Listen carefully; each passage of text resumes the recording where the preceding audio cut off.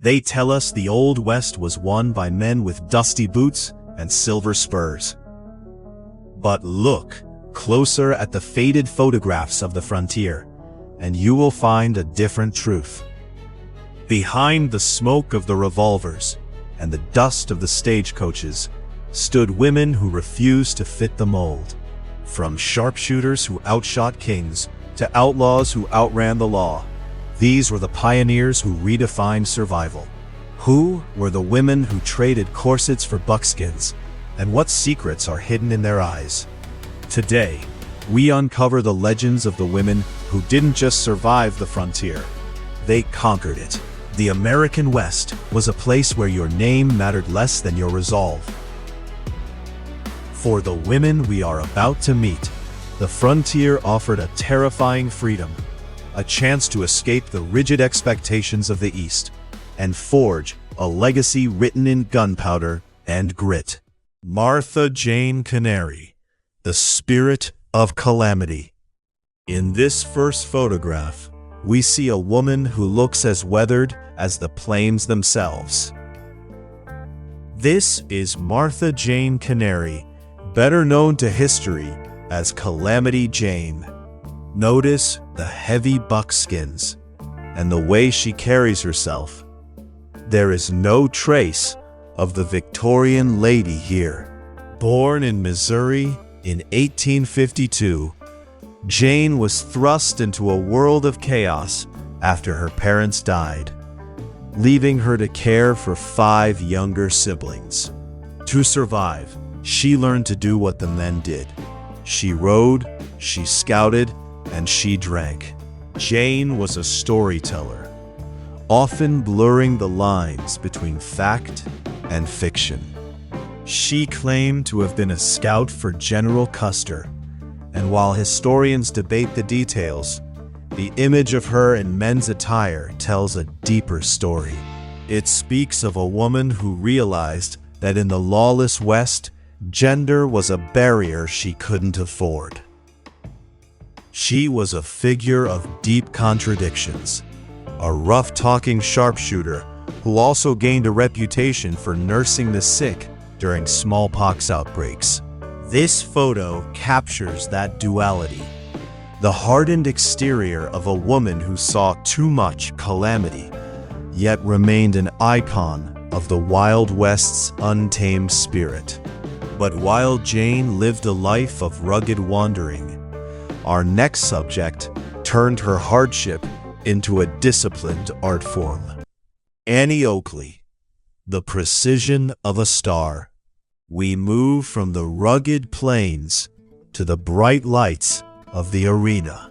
In this iconic portrait, you see a woman who stands in stark contrast to Calamity Jane.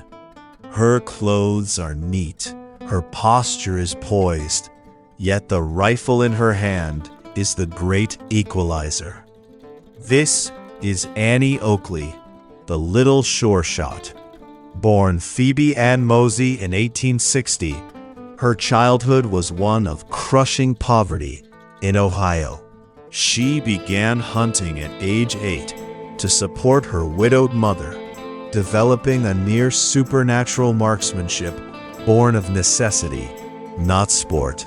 If you look closely at her expression, there is a quiet, piercing intelligence.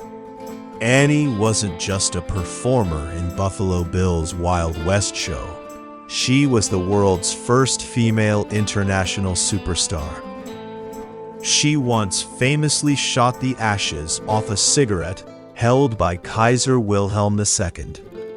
Despite her fame, Annie remained a symbol of Victorian dignity, proving that a woman could be the best shot in the world without losing her respectability. She used her platform to advocate for women to learn self-defense, believing that the gun offered them a level of safety the law could not provide. She was proof that skill knew no gender, yet the frontier had a darker side, one where the gun was used not for show, but for defiance.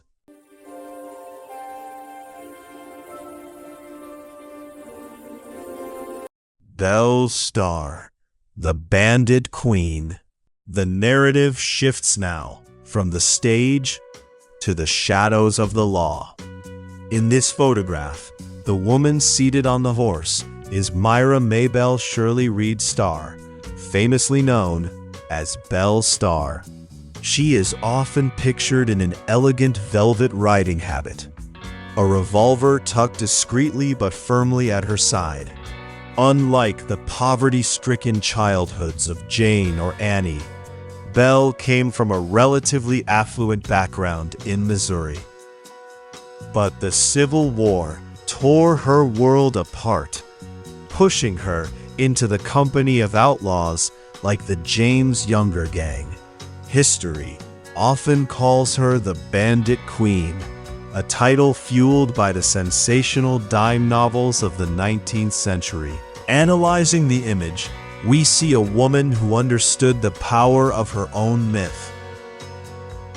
While the legends claim she led a violent gang of horse thieves, the reality was more subtle. Belle was a criminal facilitator, a woman who used her wit and legal knowledge to protect the outlaws she associated with. She lived in a gray area of morality, navigating a world of violence until her mysterious, unsolved murder in 1889. Her story reminds us that the West wasn't just built by heroes, but by those who learned to manipulate its lawlessness.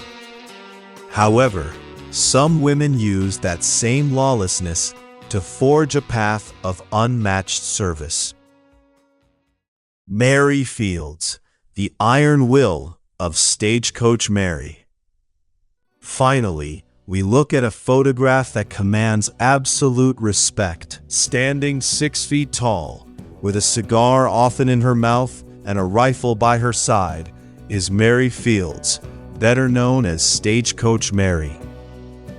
Born into slavery in Tennessee, Mary traveled west after the Civil War, eventually finding her way to Montana. At the age of 60, when most would be seeking rest, Mary became the first African-American woman to work as a Star Route mail carrier for the U.S. Postal Service. The image reveals a woman of immense physical and mental strength. She was known to fend off wolves and navigate blizzards just to ensure the mail was delivered. In a time when both her race and her gender were seen as limitations, Mary Fields stood as an immovable force. She was a woman who could outfight and outdrink most men in the local saloons, yet she was beloved by her community for her unwavering reliability. Her life was a defiance of every norm of the 19th century. She didn't just deliver the mail. She delivered a message that true strength is found in the refusal to be moved by the prejudices of others. The Wild West is often remembered as a land of dust and silhouettes. But through these stories, the faces become clear. These women weren't just characters in a male-dominated story. They were the authors of their own destinies. They showed us that the frontier was a place of reinvention, where a girl in poverty could become a superstar, and a woman born into bondage could become a legend of the mail routes. As we look back at these faded images, let us remember that the West wasn't just won by those who moved forward, but by those who had the courage to stand their ground. Thanks for watching. I'm always hunting for lost photos and untold stories. Got a time period in mind? Let me know in the comments.